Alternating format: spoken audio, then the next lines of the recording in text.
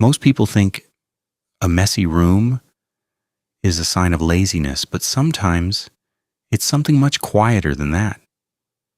There is a specific kind of exhaustion that doesn't look dramatic from the outside. It doesn't scream for help.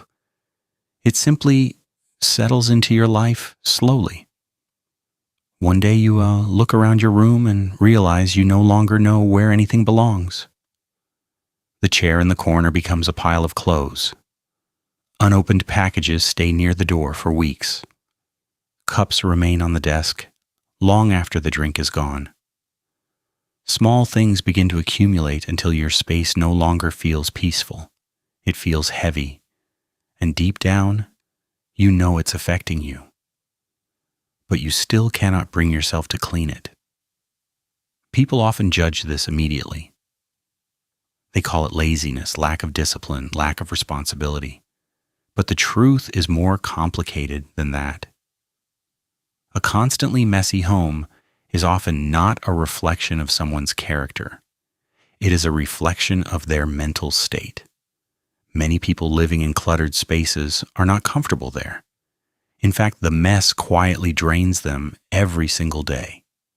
Research in environmental psychology shows that clutter increases stress levels and mental fatigue. Your nervous system constantly processes the chaos around you, even when you stop consciously noticing it. That means the mess becomes both the cause of stress and the result of stress at the same time. And this is where the cycle begins. One of the biggest reasons some people struggle to clean is something called executive dysfunction.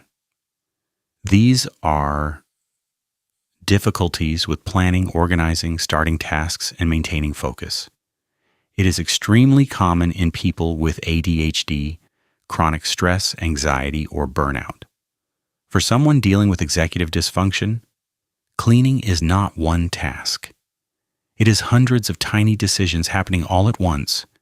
You pick up a shirt, then notice books on the floor, then remember unanswered messages, then see dishes in the kitchen. Suddenly your brain feels overloaded before you even begin. Every object competes equally for attention. Nothing feels simple anymore. Eventually, the brain shuts down completely. Depression creates a similar paralysis. People who have never experienced it often misunderstand how physically heavy depression can feel. Even basic tasks start to feel impossible.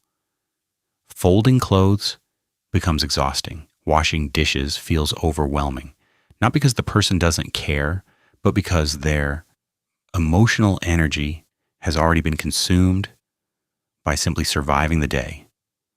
And unfortunately, the mess itself often deepens those feelings. The room slowly becomes physical evidence of exhaustion. You start associating your environment with failure.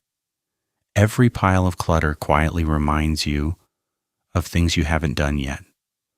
Over time, shame replaces motivation. This is why guilt rarely helps people change. In fact, pressure usually makes things worse.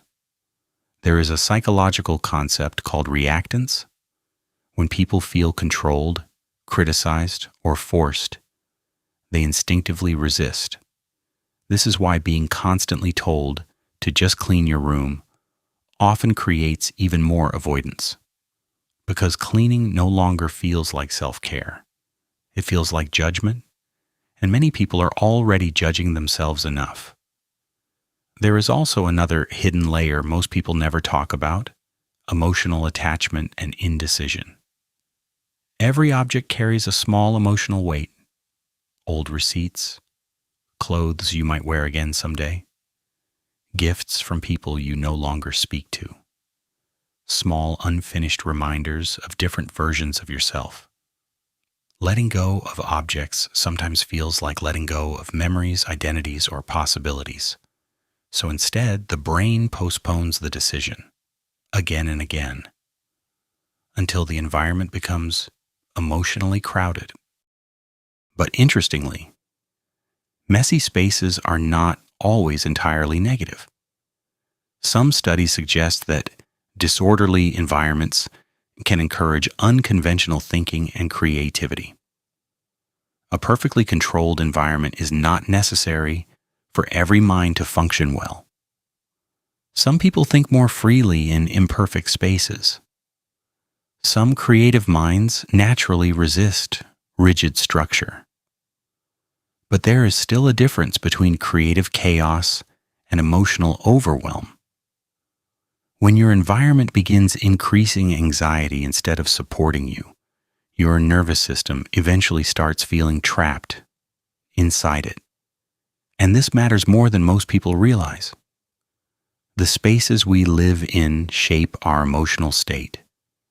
They affect our focus, relationships, stress levels, and even how safe we feel inside our own minds. That is why cleaning can become deeply psychological. Not because being organized makes you morally better, but because restoring order outside yourself can sometimes create calm inside yourself too. Even small acts help. Making the bed, throwing away one bag of trash, clearing one corner of a room.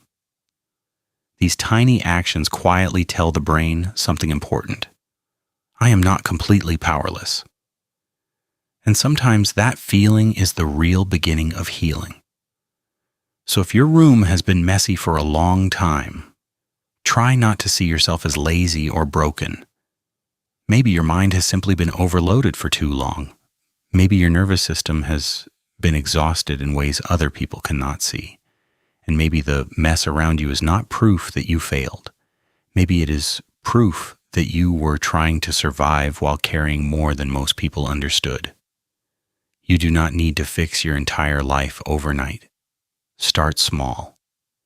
Start gently, not because you hate yourself for the mess, but because you deserve a space that feels safe enough to breathe in again.